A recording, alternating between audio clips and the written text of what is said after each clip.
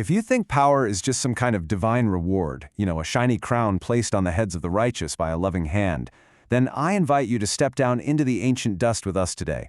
We are going to look really closely at the deep dark shadows cast by history's grandest thrones, because Scripture records a terrifying reality about the rot of power. It's a rot that doesn't actually start out on a bloody battlefield. It begins in the quiet, darkened, hidden chambers of the human heart. We're not just flipping through a history book in this explainer. We're examining an epic, blood-soaked stage where absolute authority was violently twisted into absolute darkness.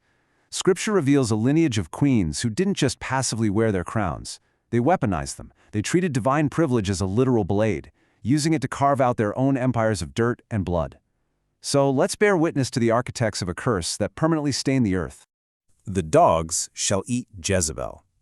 Scripture reveals these words not as some empty threat, but as a heavy, inescapable decree spoken by the prophet Elijah. Just let that ancient curse hang in the air for a second. The weight of it. This is exactly where the lineage of corrupted power truly takes its shape. The Bible records Jezebel not merely as some foreign princess who happened to marry a king, but as the literal architect of darkness herself. She dragged the idols of Baal across the borders with her, replacing the worship of God with this deeply satanic devotion. She took a weak, pliable king named Ahab and she molded him like soft clay into her own personal puppet, systematically hunting down the prophets of truth. The crazy thing is, the very name Jezebel, in her native tongue, was meant to mean a beautiful flower. Yet Scripture reveals her legacy as something entirely different, a legacy of profound, suffocating, rotting decay. Okay, let's dive into this, because to truly understand the boundless, terrifying greed of this queen, we have to zoom all the way in on a single, insignificant plot of dirt. Scripture says a man named Naboth possessed a family vineyard. It was an inheritance, and he rightfully bravely refused to sell it to the king. Now watch how the darkness operates in excruciating slow motion. The Bible records Jezebel physically taking the king's own signet ring. I want you to imagine the heavy, scorching hot wax dripping down onto the parchment. Picture the cold iron of that royal seal pressing down into it, permanently forging a decree of death. She didn't bother sending an army. That's too obvious. She manipulated the elders of the city, orchestrating false witnesses from the shadows. Scripture details a scene of just horrifying brutality. Innocent Naboth violently dragged beyond the city gates, the heavy, jagged stones being lifted by the very hands of his own neighbors, and then the sickening crack as those stones come down, crushing his skull, burying him and his sons deep in the dust. And for what? For a garden of herbs. She feared no man, she absolutely feared no God. But divine judgment, it operates on a timeline we simply cannot manipulate. A full decade after King Ahab dies, this terrifying prophecy finally comes due. Scripture records the exact moment the new king, Jehu, rides his chariot into the city. And how does the architect of darkness respond to this? Look closely at this visceral, macro-lens imagery.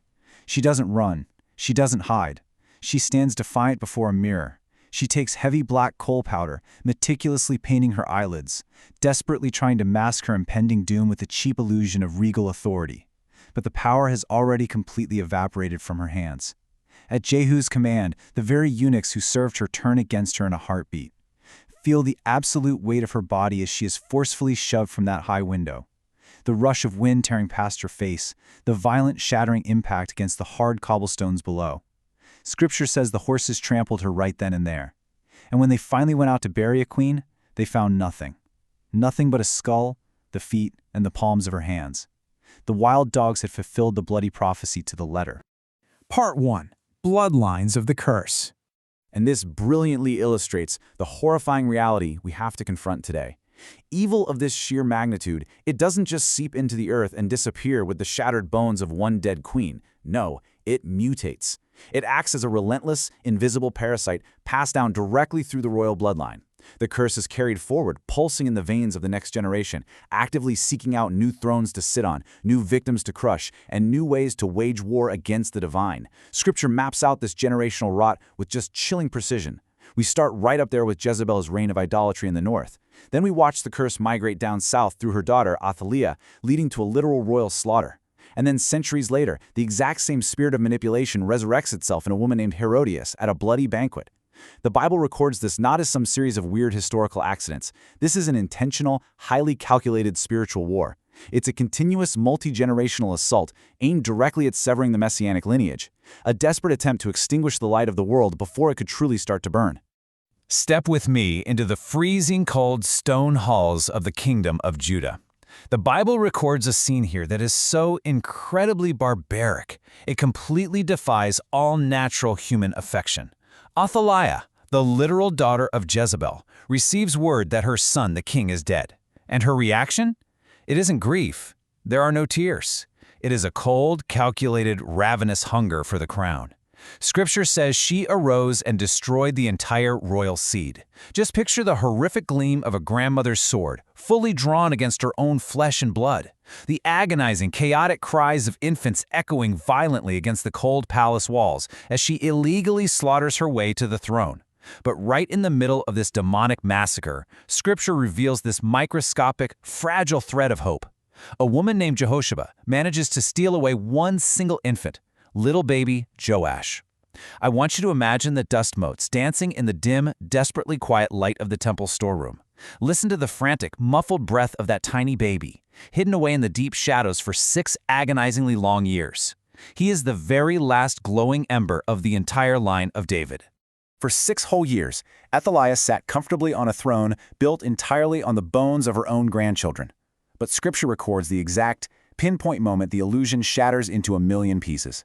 The high priest, Jehoiada, finally brings this now 7-year-old boy, Joash, stepping out from the shadows into the light. The heavy crown is placed on his small, fragile head. The trumpets blast through the air. The people absolutely erupt in a deafening, earth-shaking roar of "Long live the king." See Athaliah physically rushing into the temple courtyard. Watch her hands desperately grip the heavy, expensive fabric of her royal robes, violently tearing them right down the middle in sheer panic. Hear her hysterical, completely useless scream echoing over the roaring crowd, "Treason! Treason!" But nobody bows. Nobody obeys her anymore. She is seized by the guards, dragged roughly out through the ranks of the people, pulled forcefully toward the filthy dirt of the Horse's Gate. It is in that degrading, muddy, humiliating entrance that she is executed, realizing in her final gasping, blood-choked breath that she never truly possessed the kingdom at all. Part 2. Manipulators of the Truth. Centuries pass by. Entire empires rise up and crumble down into dust. Yet the spirit of these dark queens, it never truly dies. It merely changes its expensive garments. It subtly changes its strategy.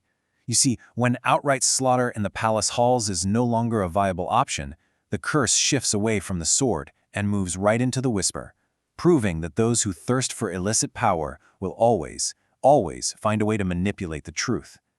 Let's step right into the suffocating, humid heat of a decadent Roman banquet hall.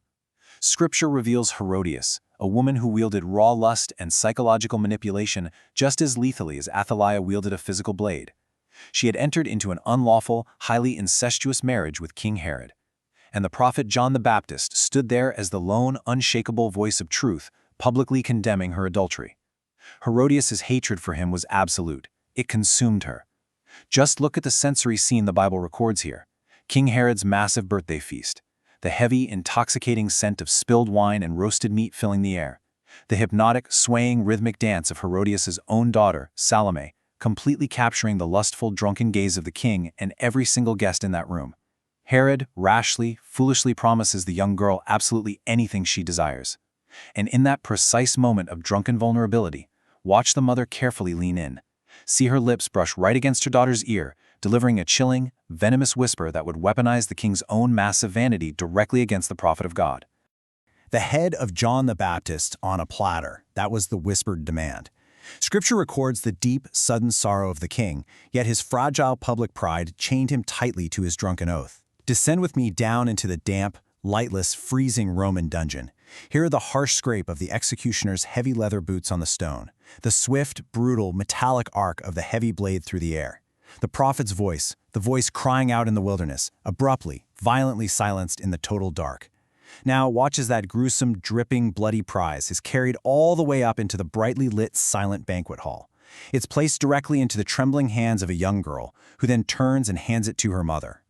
Herodias actually believed that by physically severing the head of the only man who spoke the truth, she could execute the conviction that was piercing her own guilty heart. She honestly thought she could murder her way out of divine guilt, becoming a true, fully realized daughter of Jezebel in her desperate war against the divine word. Part 3. Prisoners of the Heart. Now, what's really interesting about this slide is the profound pivot it represents. The destruction wrought by pure ambition and physical violence is deafening, right? It literally screams for the pages of human history. But Scripture records another kind of tragedy altogether, one that makes absolutely no sound at all. We have to pivot right now from the external, violent conquerors, away from the heavy swords and the severing blades, to a remarkably quiet, agonizing internal tragedy, a total destruction that happens entirely within the unseen, locked chambers of the human soul.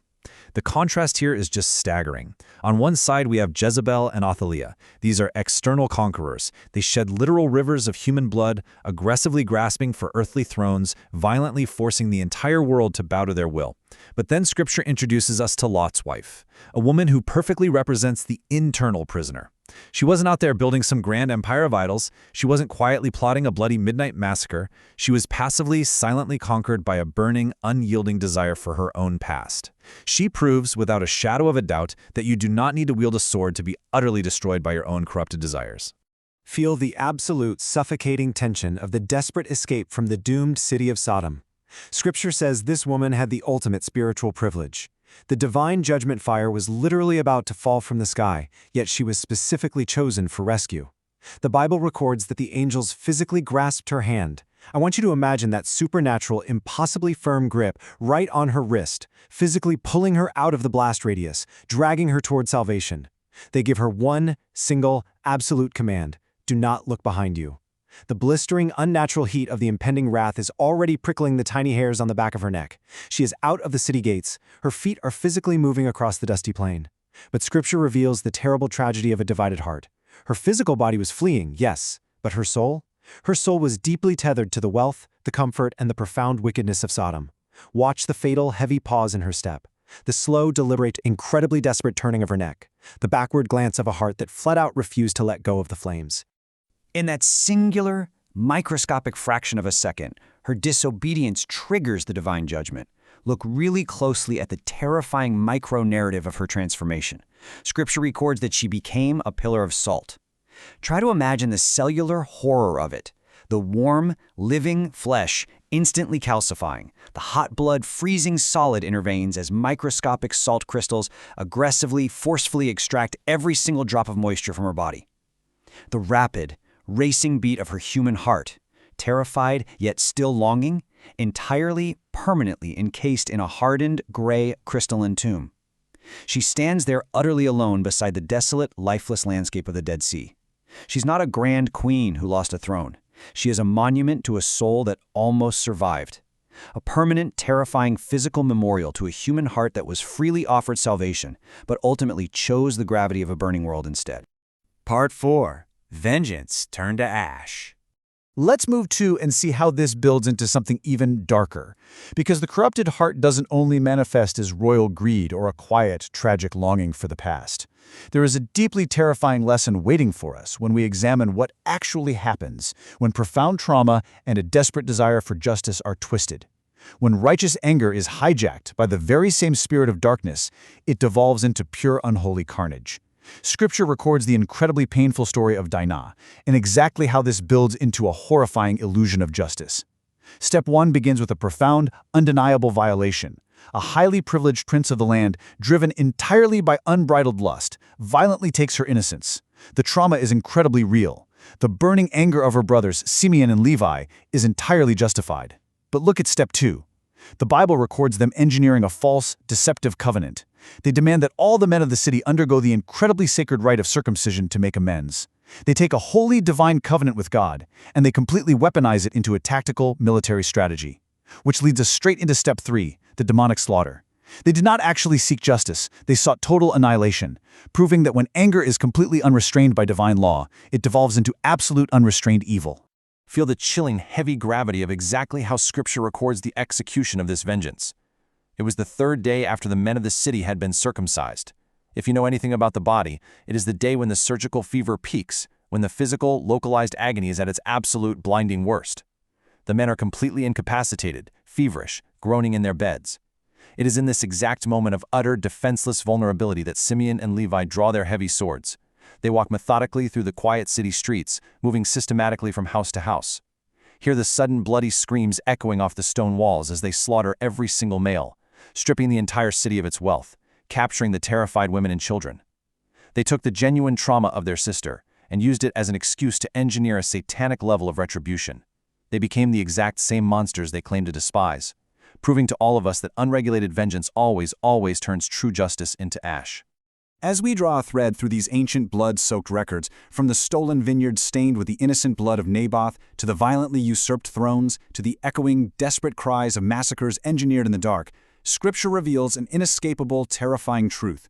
The divine judgment on all worldly rot is absolute, and it is crushing. Every single crown ever forged through manipulation and murder eventually corrodes right back into dust. Every cunning, lethal whisper ever spoken into a king's ear is eventually swallowed whole by the deafening silence of the grave. The sharpest swords rust, the grandest palaces crumble into ruin. What actually remains is the stark, unyielding, permanent truth of the salt pillar. It stands as a testament that whether you are an external conqueror bathing an entire city in innocent blood, or an internal prisoner quietly refusing to release your grip on a dying, wicked world, the end result is exactly the same. You simply cannot outmaneuver the judgment of God. The dust of these ancient, shattered ruins is settling right now, but the heavy question they leave behind is aimed directly at the quiet, hidden spaces of your own soul. The fire is literally falling. The angels have gripped your wrist. Are you running forward toward the hope of salvation, or are you pausing, slowly turning your neck and looking back at a burning city?